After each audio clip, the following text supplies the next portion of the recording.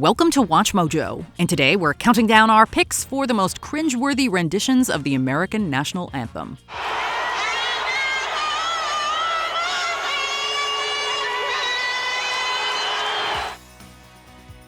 Number 30, Dirks Bentley. Sometimes a good show relies on more than just simply getting the notes correct. Dirks Bentley's rendition of the anthem in 2017 serves as the ultimate proof of that. Oh, say, can you see by the dawn's early light? Just before the fourth game of the Stanley Cup Finals, he took to the ice to perform an understated a cappella cover of the iconic song. While he didn't mess up any notes and earned cheers from the attending crowd, it still wasn't enough to impress the online masses. Several people took to the web to critique his performance, going so far as to say his version lacked any conviction and that it was on par with a cover you'd hear at your local bar. Oh, say, does that Star-Spangled Banner yet wave? It just goes to show that impressing everybody is often impossible. Number 29, Jamie Foxx. Before the fight between Floyd Mayweather Jr. and Manny Pacquiao commenced in 2015, Jamie Foxx first took to the ring to sing his gospel-inspired version of the Star-Spangled Banner. From the beginning, it was clear something was wrong. What so proudly we hailed at the twilight's last gleaming. Both Foxx and the organist accompanying him seemed to be struggling to find the correct tempo and pitch. The singer attempted to riff to cover up some of the inconsistencies, which only clashed with the organ even further. It was later revealed that Foxx's earpiece had fallen out moments beforehand, forcing him to rely on the speakers at the arena. And the rockets regulate, the bombs are bursting in air. Had he sung it a cappella, it would have most likely gone off without a hitch, proving how disastrous a seemingly simple technical difficulty can be. Number 28, The Frey. While there have been several unique renditions of the national anthem, some are undoubtedly more successful than others. That could not be said for The Frey, who attempted an acoustic version complete with a tambourine.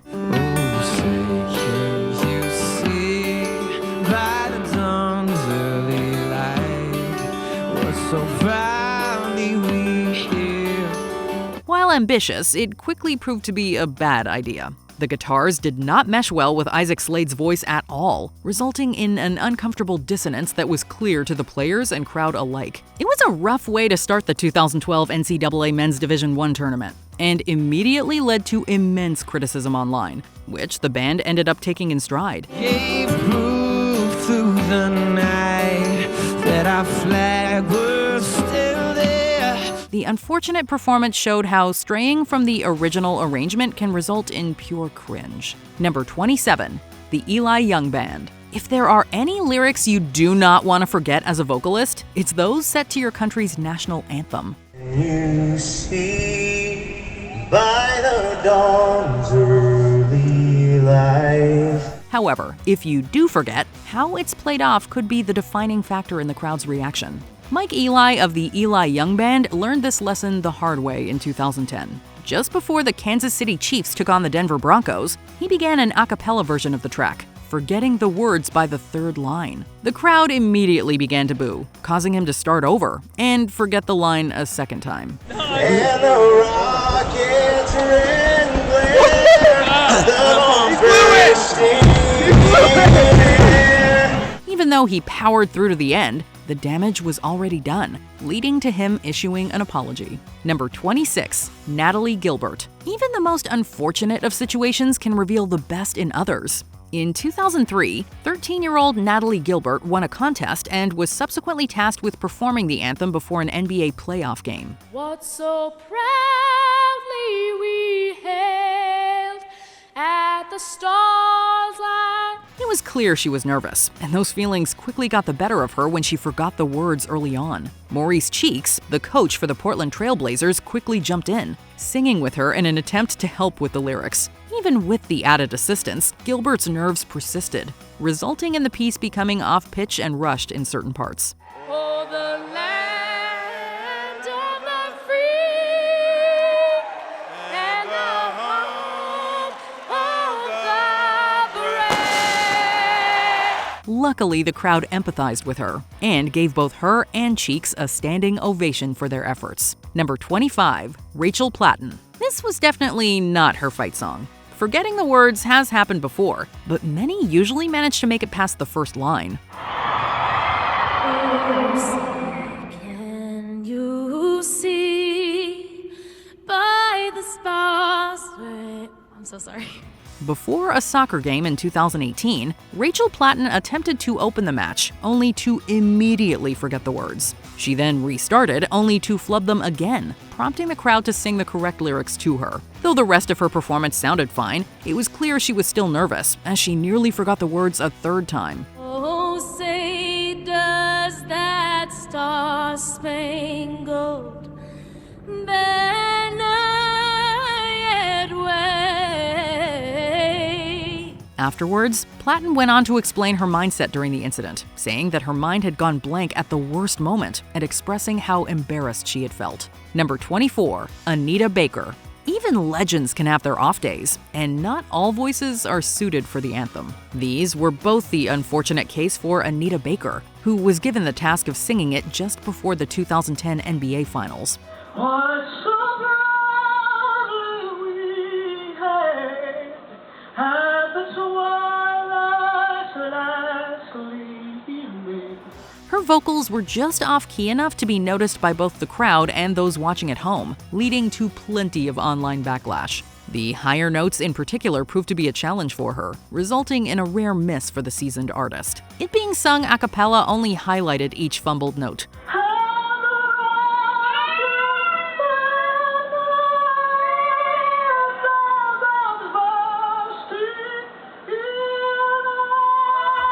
It goes to show that not even the most experienced of singers are immune to a rough night. Number 23, Beyonce.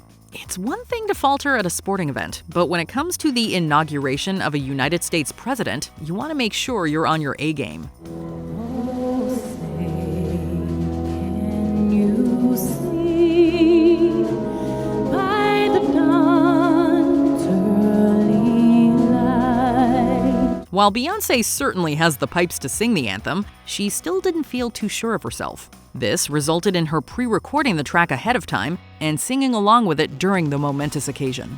The news was first broken by a member of the Marine Corps band and immediately led to controversy across the nation. Oh, say does that star-spangled banner wave? Some felt that her approach was smart and prevented any mishaps during the event, whereas others were adamant she should have taken the chance regardless of how it went. Number 22, R. Kelly. Trying to turn the Star-Spangled Banner into an R&B chart topper was certainly a choice, but not a good one. Oh, say, can you see by the dawn's early light? R. Kelly's over-embellished take fell flat, but things were only exacerbated by his attempts to get the crowd to clap along with him. He attempted to infuse several cultural markers into his rendition, including bringing step dancers into the ring with him, but it just didn't work, resulting in a mixed reaction across the country. Of the brave.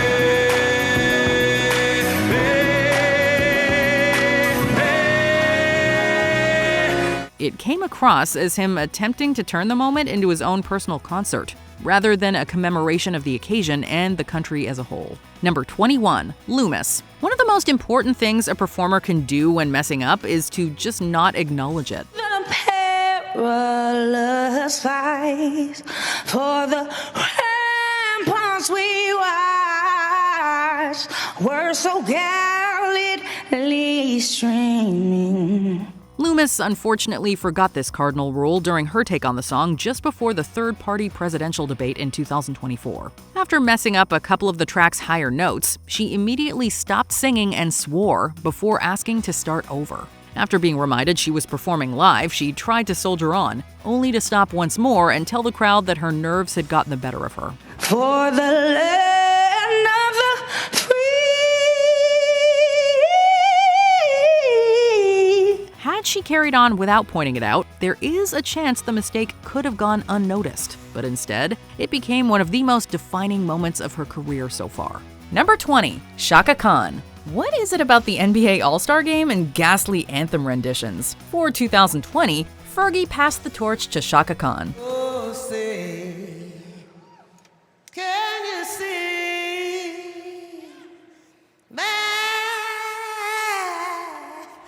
The R&B singer is known for her powerful vocals, but no one was ready for this. Singing at a snail's pace, Shaka Khan launches into runs that would make even triathletes exhausted. Hitting notes that audiences previously did not know existed, her performance was swiftly dunked on, drawing comparisons to both Fergie and Uncle Bobby from Proud Family. Old Frey does that Star-Spangled. Despite Magic Johnson's praise, the internet was quick to lump this performance in with the worst anthems in history. Number 19.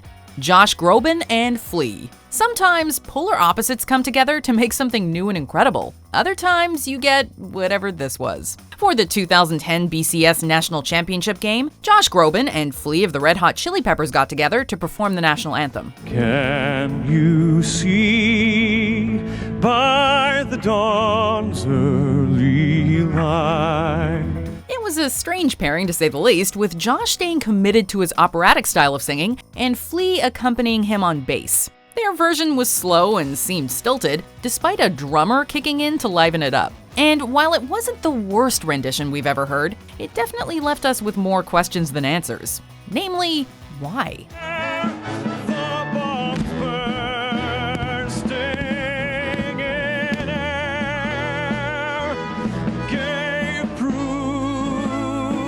Number 18, Victoria Zarlinga. Oh, say, can you see by the dawn's early light? Technical difficulties can be an anthem singer's worst nightmare. A 2012 soccer match between the USA and Scotland was the setting for this pitchy performance, which had fans gasping and athletes staring at each other in amazement. Although Victoria Zarlinga rocked the diva finger and looked like the belle of the ball, her voice strained just enough to resemble a dying animal. To her credit, the singer managed to keep the universe in order by nailing the lyrics, and blamed the earplug-inspiring vocal on poor auditory perception.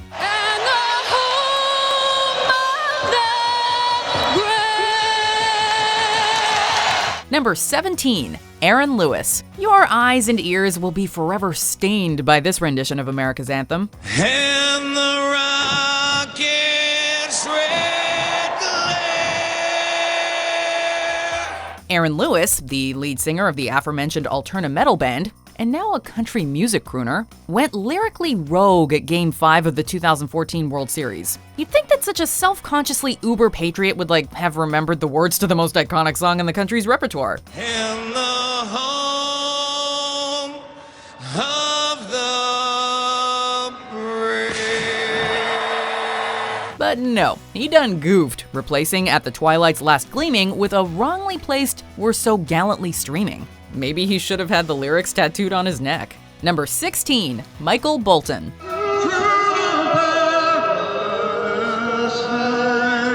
The Boston Red Sox were a year away from World Series glory in 2003, and their intense rivalry with the New York Yankees caused fans to tremble with anticipation. One glorious American hero named Michael Bolton temporarily calmed the storm and brought the country together with this confused rendition of the national anthem during the ALCS that year. Like so many singers unable to remember America's most famous song, Bolton took to the hand, closed his eyes, and belted away in a star-spangled slumber.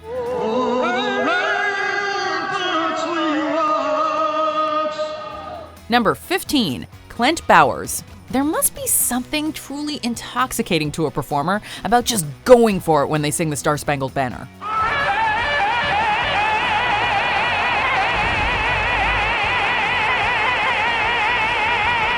Perhaps it's some mixture of the crowd around them with the swell of patriotism that makes singers push their limits to sometimes disastrous results.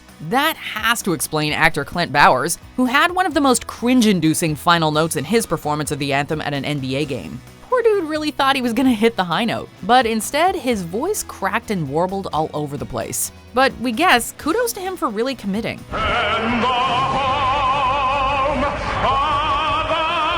Number 14, Christina Aguilera. The Super Bowl stage is home to classic American suspense, but sometimes the Greek masks of comedy and drama make an appearance. And now, to honor America, 5-time Grammy Award winner, Christina Aguilera. In 2011, the illustrious Christina Aguilera began a heart-wrenching rendition of the national anthem, only to remix the vocals by the fourth line. Whose broad stripes and bright stars through the perilous fight. Like a true pro, the Grammy Award-winning singer moved on with bravery. But the audience experienced a collective deja vu moment and wondered if it was all a dream directed by Christopher Nolan.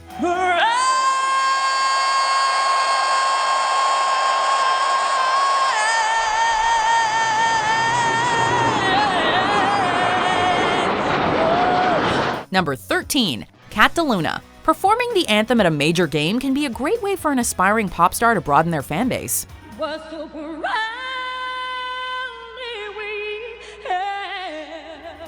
At least, that's the best case scenario if they kill it. Unfortunately for Cataluna, she got her big chance to perform at a Monday Night Football game back in 2008, and most likely lost fans rather than gained new ones. She gave a very diva-fied performance of the song, complete with vocal runs and matching finger wagging. DeLuna had the confidence of Aretha Franklin, but did not exactly have the vocals to back it up. The crowd was not kind, and ended up booing her by the song's end.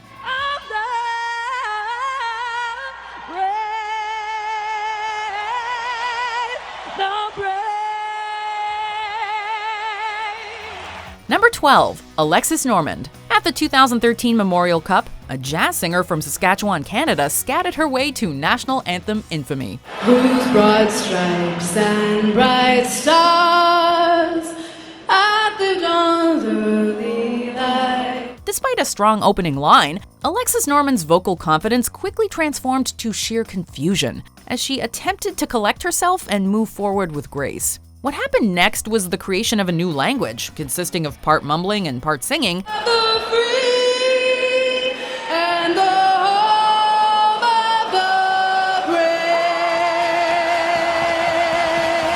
only to be followed up with a powerful rendition of the national anthem's final lines. Number 11, Steven Tyler. Steven Tyler may be a rock legend, but even legends have their off days. Performing the national anthem at the Indy 500,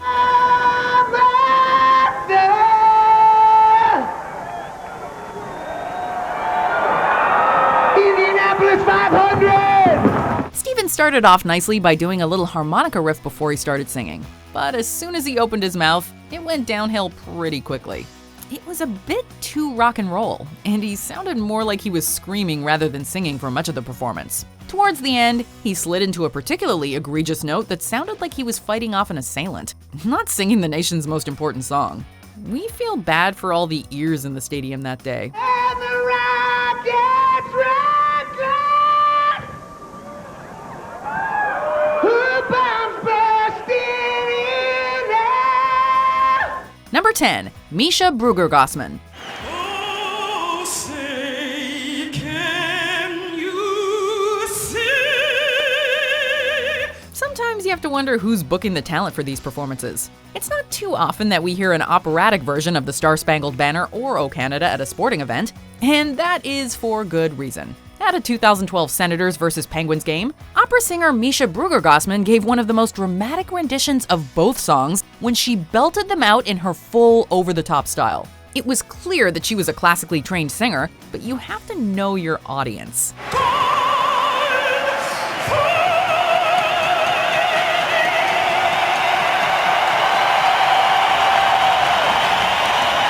Overly drawn out, she made it feel less like the start of a sporting event and more like a brand of cruel and unusual punishment. Number 9, Cuba Gooding Sr. He's the lead singer of The Main Ingredient and the father of an Academy Award-winning actor. So what happened to this experienced performer in 2008? Test.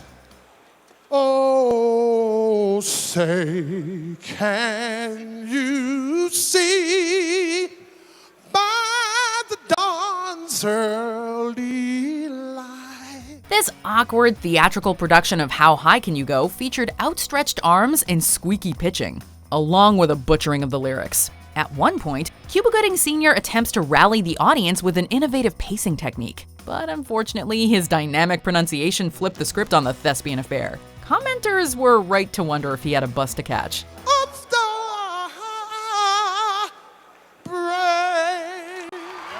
Number 8. Carolyn Marcel.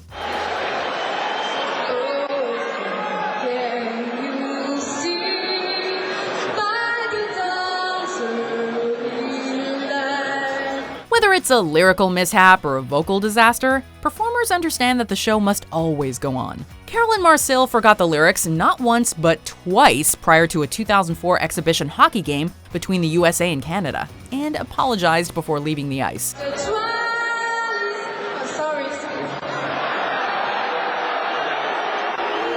However, just a few moments later, Marcel returned with written lyrics for a shot at redemption, only to suffer an embarrassing backwards tumble and literal fall from grace.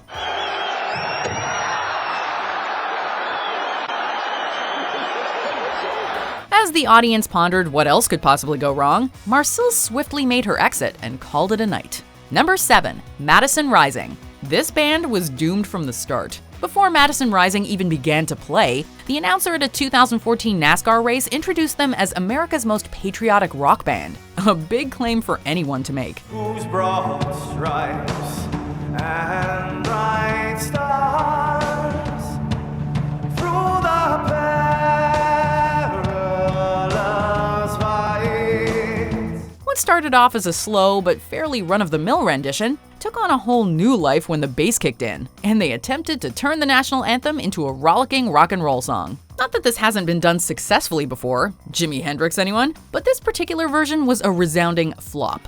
Too aggressive and just tonally off, the performance was proof that sometimes it's just best to stay in your lane. Hey, for the land, this land of the free. Number 6. Jesse McCartney. The bombs bursting in, gave proof through the night.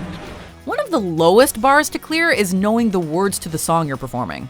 But time and time again, we've seen performers let that get the best of them. That is exactly what happened with singer and actor Jesse McCartney, who completely skipped a line while singing the national anthem at the 2009 NASCAR Pepsi 500. From the get-go, he seemed nervous and timid, unlike his usual stage presence. We don't know what was going on with him, but it had to be bad to completely flub it like that. Oh, the lands of the free. Number 5. Ezra Harris. While some of America's most prestigious singers prepare for the bright lights of television, others simply adhere to the call of duty. Who brought us fight for the rapids we walk in this stream? At a 2006 police memorial ceremony in Chattanooga, Tennessee, Ezra Harris was asked to perform and became a YouTube sensation with his unique rendition of the Star-Spangled Banner. As the cameras rolled, the deputy seemed aware of his lyrical predicament, but continued on with a freestyle melody. For one shining moment, an amused colleague attempted to sing along, only to realize that Mr. Harris was playing by his own rules. Brave and the home of the free. Number 4. Carl Lewis. Olympic athletes become national heroes through commitment and excellence, but their dedication to performance doesn't always translate to the mic. On one fateful day in 1993, Carl Lewis stunned NBA fans along with Michael Jordan by delivering a confused spoken word rendition complete with crowd integration and a thorough restructuring of the Francis Scott Key classic. Oh, say, can you see? And the Rockets, red flag. Uh-oh. I'll make up for it now. While the enthusiasm of Lewis was off the charts, his general understanding of the national anthem earned him a collective boo.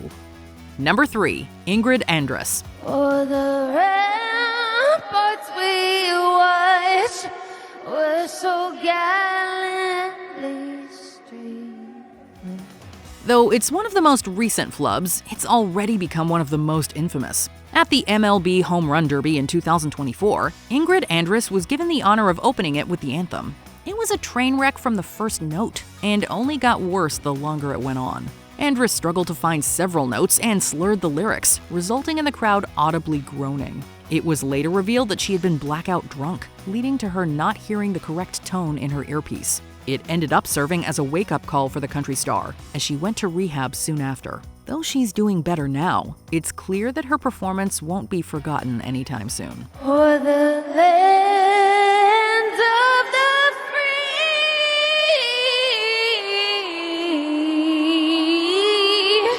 Number 2. Roseanne Bar. Truly one of America's greatest mysteries, this comedian was booked to perform the national anthem at a 1990 Major League Baseball game.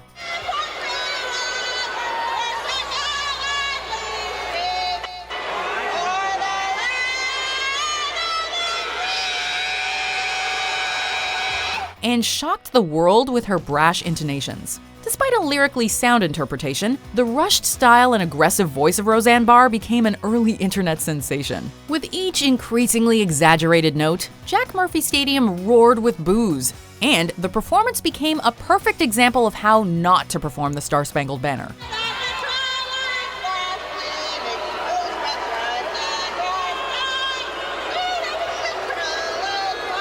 But as a wise man once said, you get what you pay for.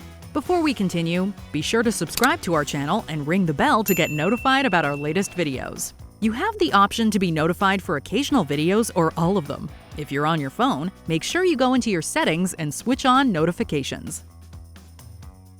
Number 1. Fergie. It's not that Fergie is a bad singer or even that she didn't hit most of her notes. It's more like, what the heck was she thinking? What's so proud?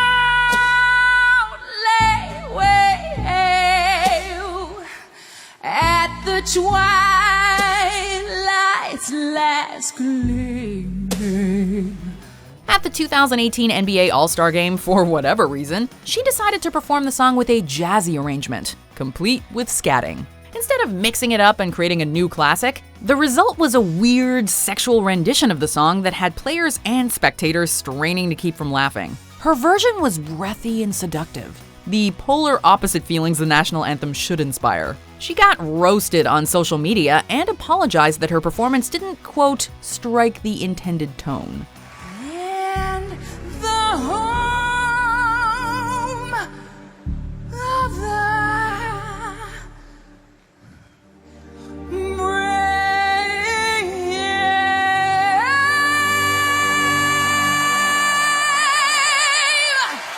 Which performance of the national anthem made you cringe the most? Let us know in the comments below. Oh my gosh, I'm so sorry. Could someone tell me the next line? Did you enjoy this video? Check out these other clips from Watch Mojo, and be sure to subscribe and ring the bell to be notified about our latest videos.